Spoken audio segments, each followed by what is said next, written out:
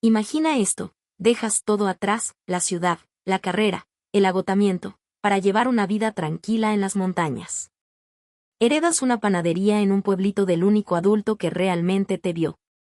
Un nuevo comienzo, ¿verdad? Excepto que al día siguiente cambian las cerraduras. Aparece un cartel torcido en la ventana, cerrado por reformas, y dentro hay una mujer que insiste en que ella es la legítima propietaria. Esta no es una historia sobre rollos de canela. Trata sobre lo fácil que es perder lo que es nuestro, a menos que nos mantengamos firmes. Y sobre cómo la fuerza a veces no proviene de la ira, sino del amor y de la verdad.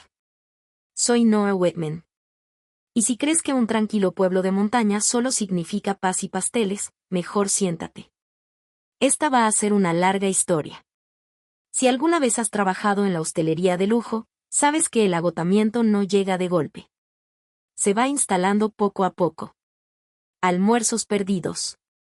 Noches sin dormir. Sonreír 12 horas seguidas mientras algo dentro de ti se marchita. A los 32 años, era un cliché, directora senior de eventos en el Harborview Grand de Chicago. Un sueldo de 6 cifras. Una oficina en esquina. Migrañas crónicas. Y un propósito que se había desvanecido en algún lugar entre las quejas de los huéspedes y las interminables reuniones. Y entonces Irene enfermó. Su voz al teléfono era demasiado tranquila. Es del tipo rápido, dijo, como si estuviéramos hablando del tiempo. Me han dado unos meses. Quizás. Lo dejé todo. Volé a casa. Terminé en el ala de cuidados paliativos del Centro Médico Santa Aurelia, aferrada a una bolsa de bollos de limón, con el corazón latiendo con fuerza, como si me advirtiera de lo que vendría después. Cuando entré en su habitación, Irene estaba envuelta en una colcha que parecía más antigua que el tiempo, con el cabello plateado suelto sobre los hombros. Sus ojos se iluminaron cuando me vio. Noah, susurró. ¿Te ves cansada? Intenté reírme. ¿Y tú dices? Nos sentamos juntas en silencio, como se hace cuando el tiempo se acaba y las palabras se vuelven demasiado pesadas. No había vuelto a Riehaven en años. El trabajo se había tragado mis veranos, mis fines de semana, todo. 6 semanas después, Irene falleció. Su abogada, Clara Mendel, me llamó para darme los detalles. Te ha dejado todo. La panadería. El apartamento de arriba. Los libros de recetas. Incluso el gato. No podía hablar. Finalmente, dije lo único que podía decir, iré. Empaqué mi vida en cajas. Vendí el departamento. Dejé el trabajo. Todos en el hotel pensaron que había perdido la cabeza. ¿Te vas a mudar a un pueblo de montaña para regentar una pastelería?, me preguntó mi jefa, Cheryl, con incredulidad en cada palabra. Es una panadería, la corregí. Y no es un pueblo cualquiera. Es Riehaven. Lo que no le dije es que Riehaven era el único lugar en el que me había sentido realmente vista. El único lugar donde no era solo la hija mediana olvidada o la niña callada en un rincón. Irene no solo horneaba. Ella creaba. Su cocina era un templo de canela y calidez, y yo era su aprendiz en algo casi sagrado. Aprendí a trenzar jalá antes de saber hacer álgebra. Me dejaba mezclar la masa, lamer las cucharas e incluso inventar sabores para los cones. Su mantra era siempre el mismo: la comida es la forma en que expresamos lo que no sabemos decir con palabras. La gente suele decir que alguien era, como una segunda madre. Por lo general, se refiere a una tía amable que recordaba los cumpleaños. Pero Irene intervino donde nadie más lo hizo. Mis padres se divorciaron cuando yo tenía 9 años. Con mi mamá, pasé a un segundo plano en su nuevo matrimonio. Mi papá vivía a 3 horas de distancia y se olvidaba de mi existencia entre los pagos de la manutención infantil. Sin embargo, cada verano, Irene me rescataba. Llegaba en su vieja camioneta, con Carole King en la radio y las ventanillas bajadas. No era la hermana de mi madre, sino, técnicamente, la hermana menor de mi abuela. Mi tía abuela. Pero para mí, ella era simplemente Irene, alta, enjuta, cubierta de harina y riendo como si todo fuera superable. Un año llegó 2 semanas antes. Dijo que necesitaba ayuda en la panadería, pero creo que simplemente sabía que yo la necesitaba. Nunca olvidaré cuando se acercó a los escalones de mi escuela, me entregó una taza de sidra de manzana y me dijo, es hora de ir a un lugar con menos bordes afilados. Ese verano lo cambió todo. Me asignó tareas, limpiar tazones, ordenar las especias alfabéticamente, pero sobre todo me prestó atención. Yo no era ruido de fondo. Yo importaba. Creamos rituales, paseos matutinos al mercado de agricultores, donde ella regateaba el precio de los arándanos, tardes horneando al son de discos de jazz, noches en el muelle con helado de durazno y picaduras de mosquitos contra las que nunca ganábamos. Cuando le pregunté si creía en Dios, me respondió, creo en la masa madre. La alimentas y crece. La fe es así, necesita acción. Cuando le pregunté por qué nunca había tenido hijos, sonrió, porque algunos nacemos para criar a personas que, técnicamente, no son nuestras. A los 14 años, me enseñaba el equilibrio, la sal contra el ácido, la mermelada en el glaseado, la masa con emoción, ni demasiado blanda, ni demasiado tensa. Pero sus lecciones no solo eran sobre comida. Se daba cuenta cuando me sobresaltaba con las voces altas o me quedaba en silencio. Me daba espacio para existir sin tener que actuar. Nunca la llamé mamá. Eso habría estado mal. Pero ella era la única adulta que sabía cuál era mi libro favorito, recordaba al chico que me rompió el corazón y me enviaba notas escritas a mano cuando me ascendían, o cuando me dejaban. Nos escribimos cartas durante años. Cartas de verdad, con sellos. Ella me enviaba recetas, flores prensadas o cosas divertidas que decían los clientes. Yo le enviaba fotos brillantes de eventos en hoteles, historias que no le contaba a nadie más. Ella entendía por qué la hospitalidad era importante para mí. No porque fuera glamurosa, sino porque era un servicio. Dar a las personas cansadas un lugar donde descansar. Cuando le diagnosticaron, algo dentro de mí se rompió. Pedí una excedencia, volé a Northwood Springs, donde le estaban tratando. Le preparé té de limón, que apenas podía beber. Le puse sus discos favoritos. Y la noche antes de que falleciera, me apretó la mano y me dijo, no huyas de tu dulzura. Es tu poder. Siempre hablaba con acertijos. Solo cobraban sentido más tarde. Así que cuando heredé Amber and Crust, no fue una sorpresa. Sentí que era algo para lo que me había estado preparando toda mi vida. Hace 6 meses, llegué a Rye Haven. El aire olía a pino y lluvia. Esa primera noche, me senté en el antiguo departamento de Irene, encima de la panadería, con las rodillas pegadas al pecho, mirando por la ventana y pensando, ¿qué diablos estoy haciendo? Pero algo más profundo me susurró, estás en casa. Entonces no sabía que Rye Haven había cambiado mientras yo no estaba. Y no todo el mundo se alegró de mi regreso. El pueblo tenía el mismo aspecto, pero no se parecía en nada al que yo recordaba. Las fachadas de colores pastel seguían alineadas en Maplewood Lane. Las macetas con flores se mecían con la brisa. Los niños montaban en bicicletas sin casco. Los jubilados holgazaneaban frente a la oficina de correos como si fueran guardias de seguridad autoproclamados. Pero algo no encajaba. Los colores eran los mismos, pero la melodía no sonaba bien. Aparqué detrás de la panadería, mi panadería, y me senté agarrándome al volante. Basil, el ruidoso gato naranja de Irene, maullaba en su transportín. Incluso él parecía inquieto. Cuando salí, vi un cartel torcido en la ventana, bienvenida, Nora. Qué detalle, ¿verdad? Excepto que yo no lo había puesto allí. Y no tenía ni idea de quién lo había hecho. Dentro, Amber and Crust olía a rancio, madera vieja, harina sin usar, el fantasma de la canela. Me quedé en medio de la tienda, absorbiéndolo todo, la batidora vintage que Irene juraba que era mejor que cualquier otra nueva, la pizarra con el menú que aún mostraba sus últimas especialidades escritas con su letra. Pensé que sentiría paz. En cambio, me sentí observada. Esa primera semana estuvo llena de encuentros incómodos. En la ferretería, la señora Adler me preguntó, ¿has vuelto para quedarte o solo para reformar el local?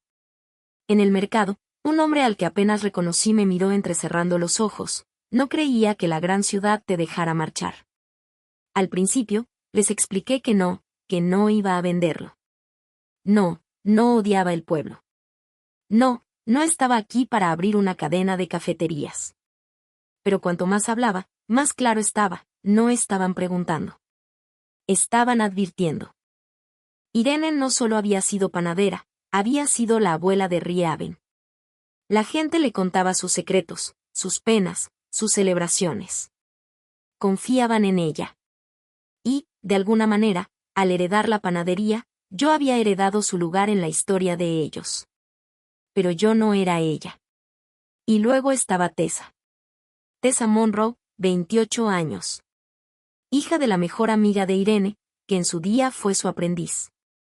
De niñas, jugábamos juntas durante mis visitas de verano, pero la distancia entre nosotras se fue ampliando.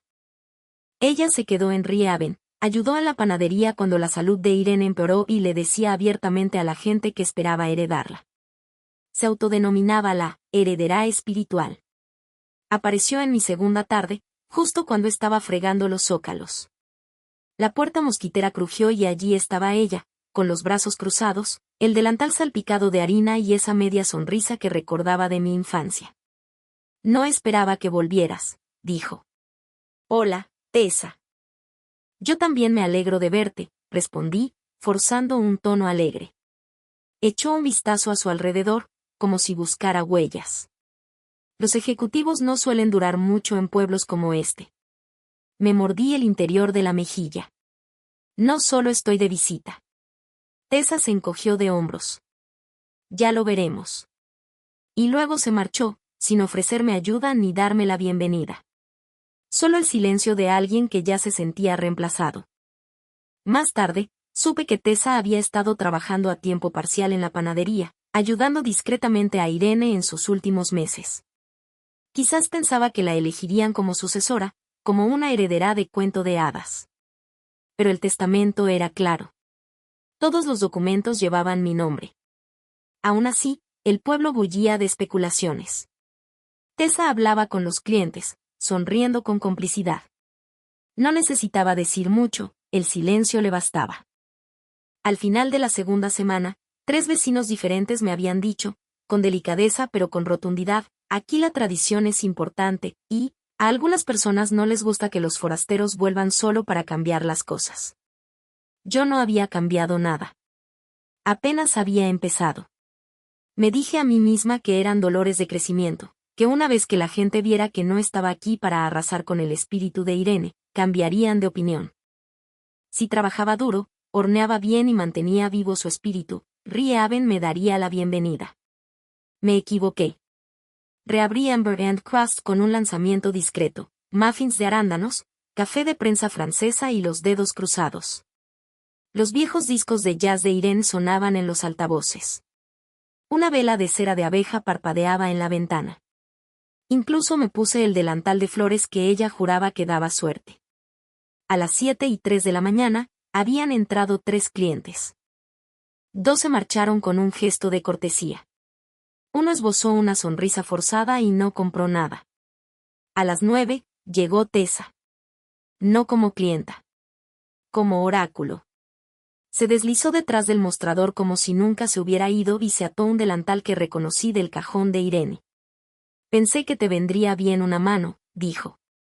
Una parte de mí quería negarme. Pero estaba hasta el cuello de masa pegajosa, sin fuerzas, y mi viejo reflejo de complacer a los demás se activó. Asentí con la cabeza. Ahí fue cuando empezó todo. Al principio fue de gran ayuda. Demasiado. Metía bandejas en el horno sin preguntar. Reorganizaba el café a mitad del turno. Cada movimiento iba acompañado de un, solo lo hago como le gustaba a Irene, y una sonrisa que nunca llegaba a sus ojos. Pero fueron sus palabras a los clientes las que más me dolieron. Todavía está buscando su ritmo, le dijo a la señora Keaton, que se preguntaba por qué los bollos de canela sabían diferentes. Las cocinas corporativas no suelen preparar todo desde cero. Lo está intentando de verdad, le susurró a otra persona. Pero ya sabes cómo son. La gente de la ciudad, benditos sean. A un señor mayor, le dijo inclinándose hacia él, Estuve aquí todos los días durante los últimos 3 meses de Irene. Algunos de nosotros ya formamos parte de este lugar. Cuando por fin terminó el ajetreo, la aparté a un lado. Tessa, agradezco tu ayuda. Pero si vamos a trabajar juntas, necesito comunicación. Y apoyo. No comentarios. Sus ojos se volvieron fríos. Oh, lo siento. Solo intento ayudar. No me había dado cuenta de que la honestidad no estaba en el menú.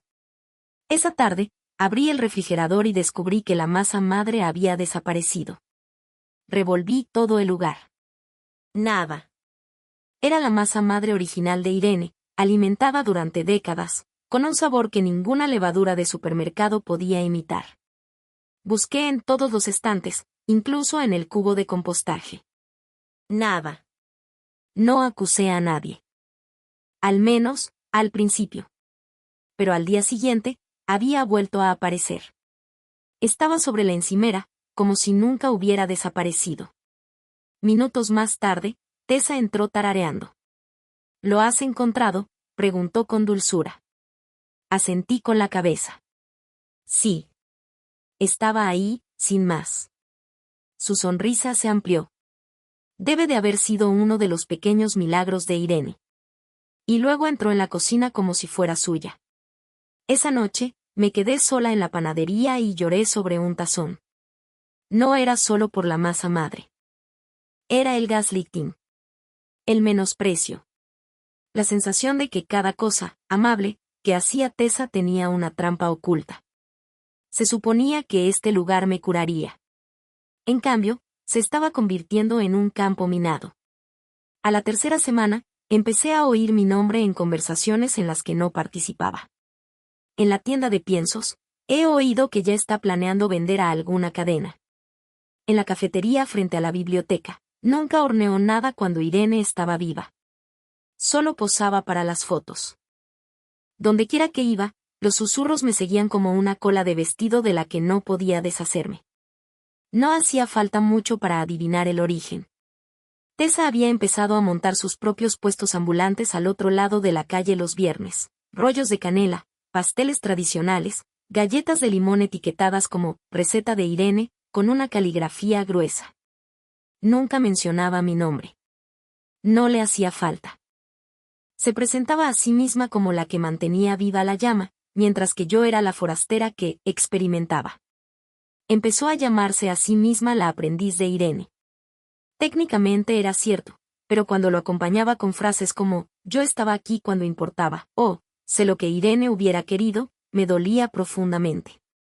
Intenté mantenerme al margen. Pero cuando los clientes me preguntaban si realmente iba a convertir la tienda en una cafetería con kombucha de barril, supe que tenía que responder. Pegué un cartel en la ventana. Emmer & Crust sigue siendo una panadería artesanal basada en el legado de Irene Whitman. Sin adquisiciones corporativas. Sin planes de franquicia. Solo una mujer, las recetas de su tía y mucho corazón. Nora. Ayudó un poco. Algunos clientes habituales dejaron de mirarme como si fuera a arrasar el lugar. Pero el malestar nunca desapareció del todo. Y Tessa siguió presionando. Una mañana, la encontré reorganizando el estante de las especias, sin que nadie se lo hubiera pedido. Pensé que así sería más fácil, dijo. Tenías la canela al lado del pimentón. Siempre he estado en orden alfabético, respondí con tono seco. Es el sistema de Irene. Bueno, al final me dejó hacerlo a mi manera, dijo Tessa encogiéndose de hombros. Dijo que así se ahorraba tiempo. Sabía que estaba mintiendo. Irene nunca cambiaba de sistema. Te enseñaba el suyo o te echaba. Pero, ¿cómo se discute con alguien que reescribe la historia como si fuera un hecho? El colmo llegó 2 días después. La pillé en la trastienda, revisando recibos y pedidos de suministros. Solo estaba comprobando si seguías usando Goldenfield Mills, dijo, sin inmutarse. A Irene siempre le gustaron. No eres parte del personal, le espeté. No tienes acceso a este espacio. Parpadeó y luego soltó un suspiro largo y deliberado. Vaya. Está bien. mensaje recibido. Y se marchó, con el delantal todavía atado. Esa noche, aparecieron volantes por toda la ciudad. Salven Ember and Crust. Apoyen las tradiciones locales. Apoye a los administradores de la comunidad. Venta pop-up de pasteles frente a la biblioteca Maplewood, viernes a las 8 de la mañana, con recetas auténticas de Irene. Sin nombre. Sin mencionar mi nombre. Solo un mensaje tan afilado como el vidrio bajo los pies descalzos. Esto ya no era tensión. Era una guerra. Y yo no tenía ni idea de cómo ganar sin convertirme en la villana que todos ya sospechaban que era.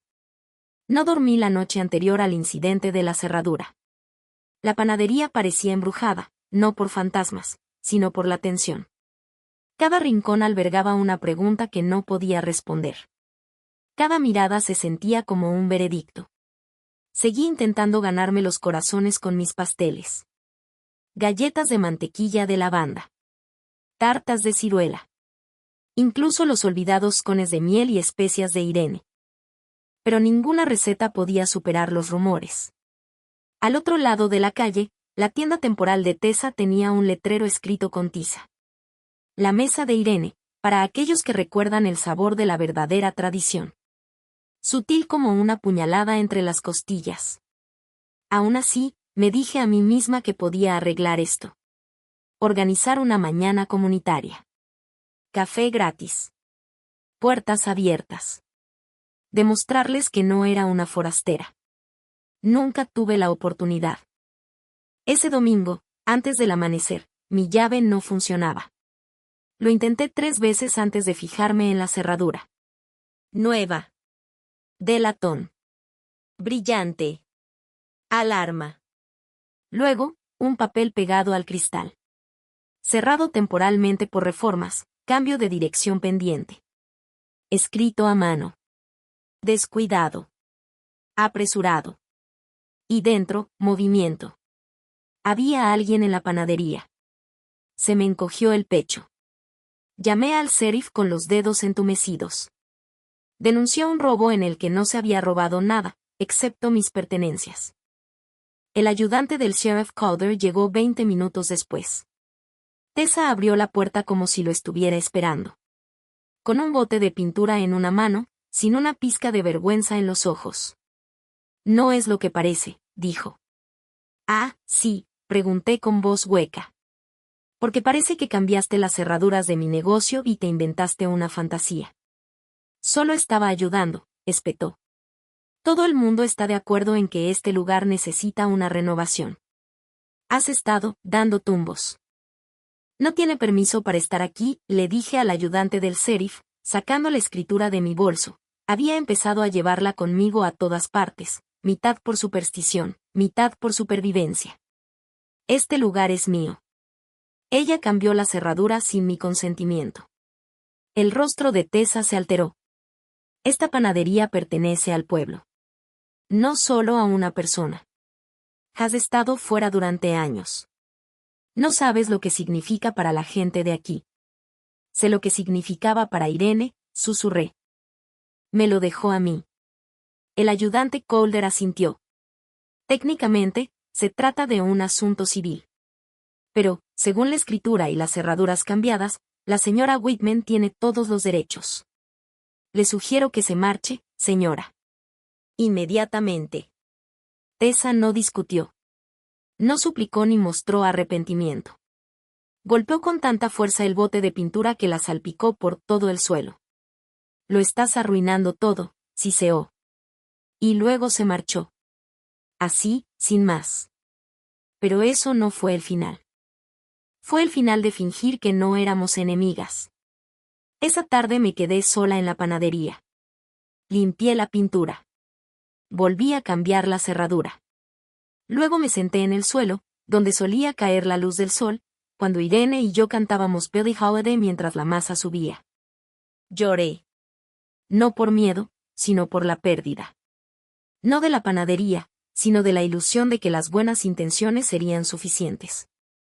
Ese día dejé de esperar la paz. Empecé a prepararme para la batalla. El lunes después de que Tessa entrara, Riehaven parecía una ciudad diferente. O tal vez siempre había sido así y yo había estado demasiado ciega para verlo. Había volantes por todas partes, pegados a los postes, clavados en los tableros de anuncios, metidos debajo de los limpiaparabrisas.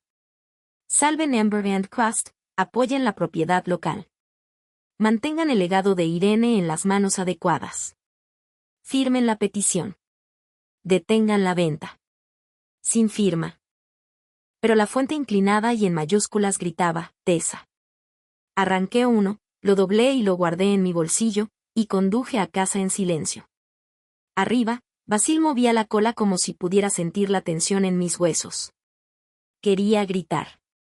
En lugar de eso, horneé. Con rabia. El dolor se convirtió en furia espolvoreada de harina. Mezclé limón en la masa como si fuera un giro de cuchillo. Vertí el merengue como si cada espiral fuera una refutación. Pero la rabia no se calmó. Al día siguiente, las ventas se desplomaron. Los clientes con los que había hablado una semana antes pasaban de largo sin mirar. La hora punta de la mañana, en la que solía haber una docena de clientes habituales, se redujo a 2 adolescentes y un excursionista perdido. Incluso los proveedores se retiraron. Cuando llamé para preguntar por mi entrega de fruta, me dijeron que había habido una confusión y que habían desviado mi pedido al puesto de Tessa. Ella no tiene un negocio, dije rotundamente. Ni siquiera tiene licencia. Solo intentamos mantenernos al margen del drama, respondió el proveedor. Fácil de decir para ellos. No tenían que pasar por delante de una pizarra en la que se leía. Fresco. Local. Familiar. Sin ataduras a la ciudad. Y la cosa no quedó ahí. El Ridgehaven Chronicle, con una tirada de unos 400 ejemplares, publicó un artículo de opinión titulado, Cuando el legado se encuentra con la codicia, ¿quién debe mantener el hogar? No se mencionaba ningún nombre, pero el subtexto sonaba como una campana de iglesia. Esa tarde me senté en la tienda con un bollo sin tocar, viendo cómo la condensación se deslizaba por las ventanas. Ni siquiera tenía fuerzas para llorar. Estaba aplastada.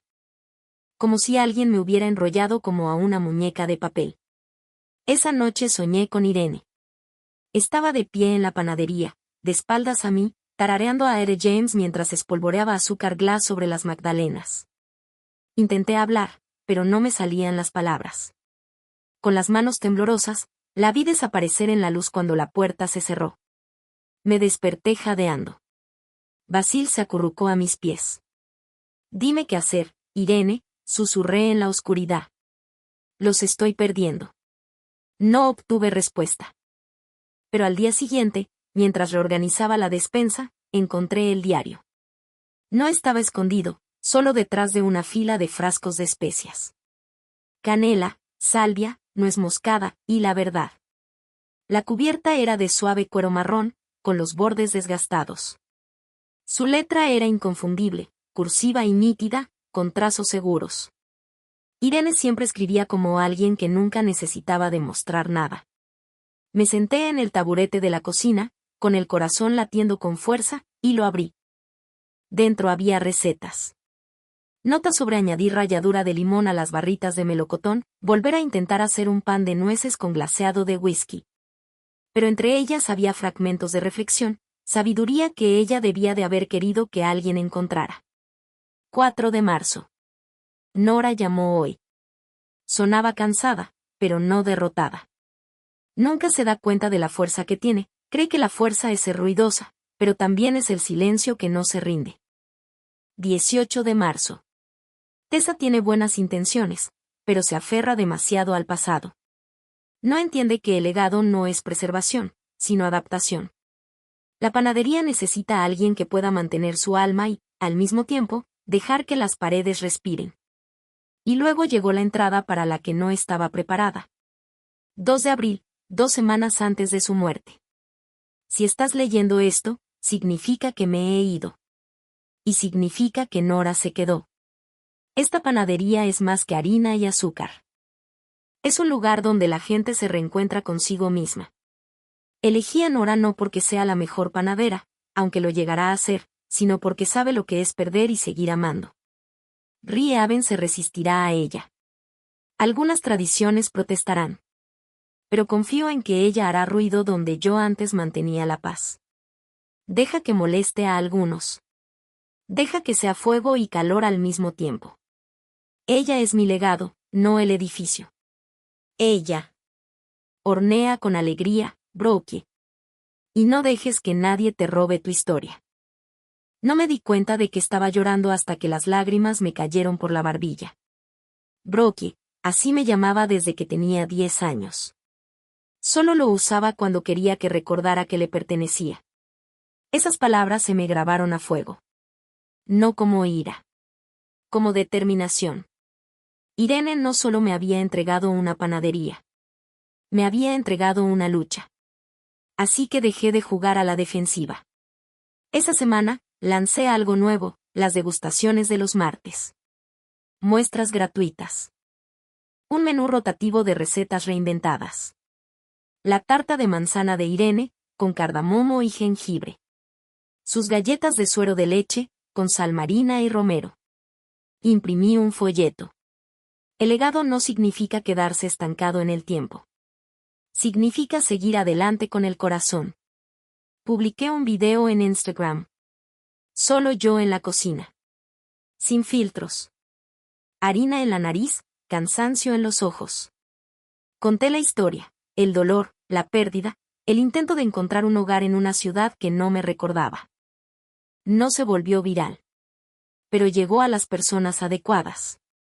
Ese fin de semana, entró una mujer a la que no había visto en 20 años, Donna Reyes, que solía regentar la tienda de antigüedades. Compró una bandeja llena de galletas de mantequilla de limón. Tú eras esa niña tranquila con trenzas, dijo. Te recuerdo a ti y a Irene bailando en la cocina. Debería haber sabido que era suya. Sonreí. De verdad. Por primera vez en semanas. Porque algo había cambiado. Estaban empezando a verme. Pero entonces Tessa hizo pública su guerra. Presentó una petición. No una demanda, sino un recurso para declarar Amber and Crust como bien comunitario. Lo que significaba que podía bloquear las ventas, las renovaciones e incluso los cambios de propiedad. Llamé a un abogado. Y dejé de esperar la paz.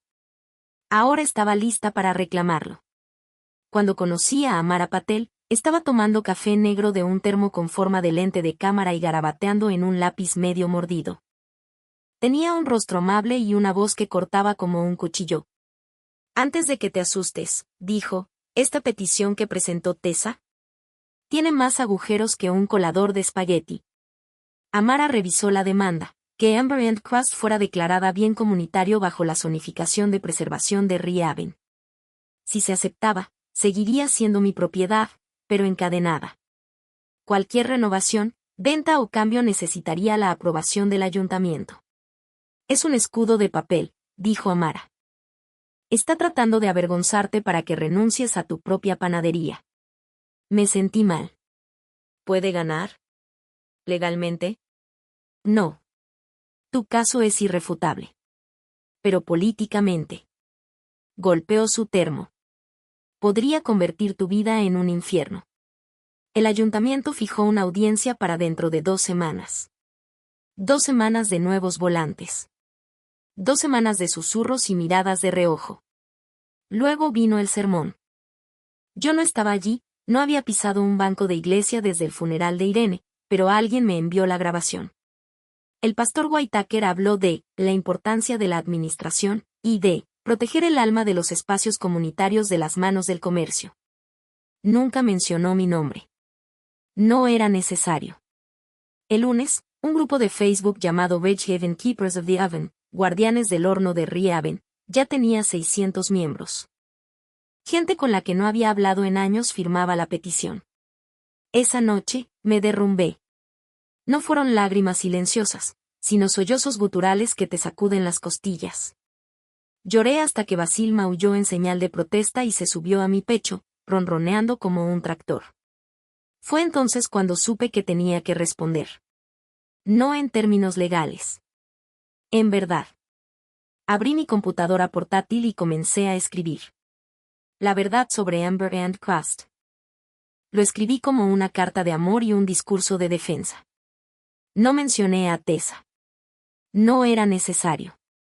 Escribí sobre los veranos con Irene. Amasando masa al ritmo de la música. Siendo la hija mediana invisible que, con ella, por fin era vista. Escaneé y adjunté la última entrada del diario de Irene. Nora tiene una fuerza que no ve. Esta panadería no es solo harina y azúcar. Es un lugar para reinventarse. Dejen que construya algo nuevo, aunque eso moleste a algunos. Subí una foto mía a los 11 años, con harina en las mejillas, el brazo de Irene rodeándome y una cuchara de madera en su otra mano. Y terminé el texto. No volví a Riehaven para vender este lugar o despojarlo de su alma. Vine porque Irene me lo dio. No solo la escritura, sino también la responsabilidad. No a todo el mundo tiene que gustarle lo que horneo. Pero no voy a disculparme por llevar adelante su legado, no hacia atrás. Pulsé enviar. 2 días después, salió en primera plana. No como un artículo de opinión. Como un reportaje. Con la foto. Con la entrada del diario. Con el titular, La chica de Irene. Y así, sin más, la ciudad comenzó a cambiar. Los clientes volvieron poco a poco.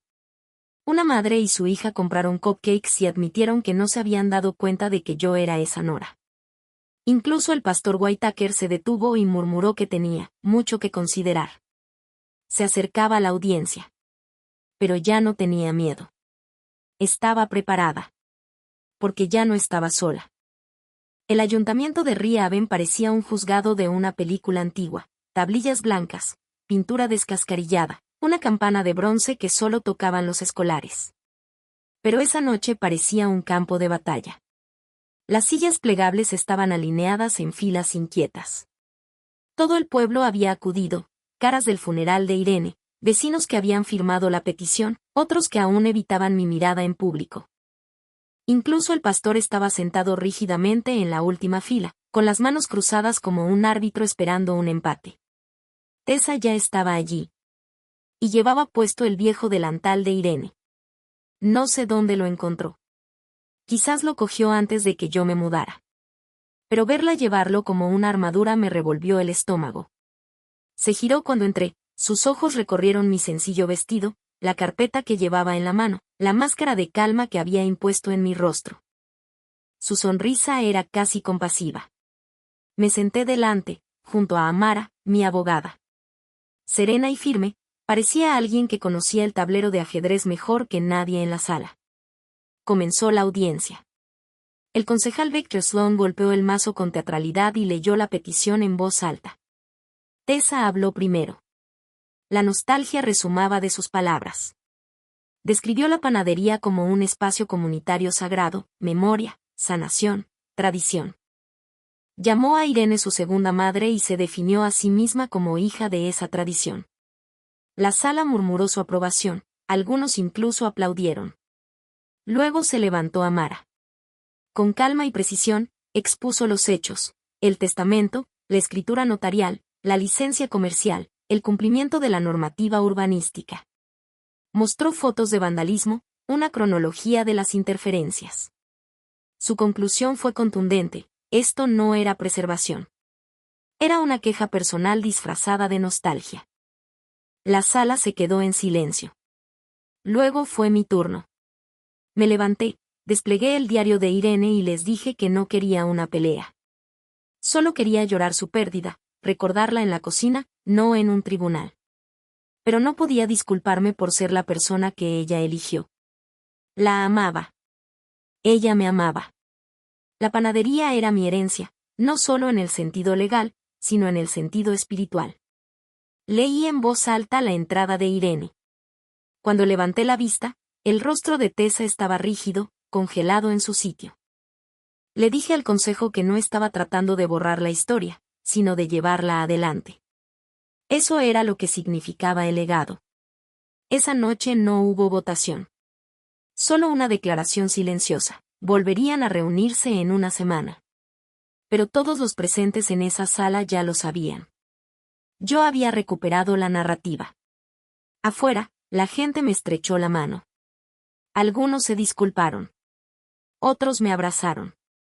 Unos pocos incluso lloraron. Tessa no dijo nada. Simplemente se dirigió a su coche, con el delantal de Irene arrugado en el puño, y se adentró en la oscuridad. La decisión oficial llegó una semana después. Un sencillo sobre color crema con el sello de Riehaven, demasiado sencillo para algo que tenía el peso de una guerra. No lo abrí de inmediato. Preparé café. Me senté a la mesa, con el sobre frente a mí, temerosa de lo que se sentiría al ganar o, peor aún, al perder. Finalmente, lo abrí. Mis manos temblaban, no por la incertidumbre, sino por saberlo. La petición 42B queda denegada. Ember & Crust sigue siendo una empresa privada cuyos derechos pertenecen íntegramente a la señora Noah Whitman. Sin ceremonias. Sin felicitaciones. Solo 3 líneas. Esperaba sentir triunfo. Lo que sentí fue agotamiento. Se había acabado. No más volantes. No más campañas de desprestigio. No más convertir el nombre de Irene en un arma. Esa noche, cerré la panadería temprano. Me senté en el suelo de la cocina, las mismas baldosas donde Irene bailaba en calcetines, y lloré. No era el dolor agudo de antes. Esta vez era más suave. Como si algo pesado finalmente se hubiera soltado. El pueblo no organizó una fiesta. Pero algo cambió. Los clientes comenzaron a regresar, no en masa, sino poco a poco. Una maestra trajo a su clase para ver cómo subían los rollos de canela. Una pareja de ancianos donó hierbas de su jardín para mi focaxia. Un estudiante de secundaria pidió hacer una pasantía durante el verano. La panadería volvió a cobrar vida. Tessa siguió ausente. Hasta un martes lluvioso. Estaba barriendo la escalera cuando vi un sobre debajo del tapete. No tenía nombre. Dentro había una tarjeta con una receta, scones de albaricoque y salvia, para segundas oportunidades. Era la letra de Irene. En la parte de atrás, una nota adhesiva amarilla, encontré esto en su caja.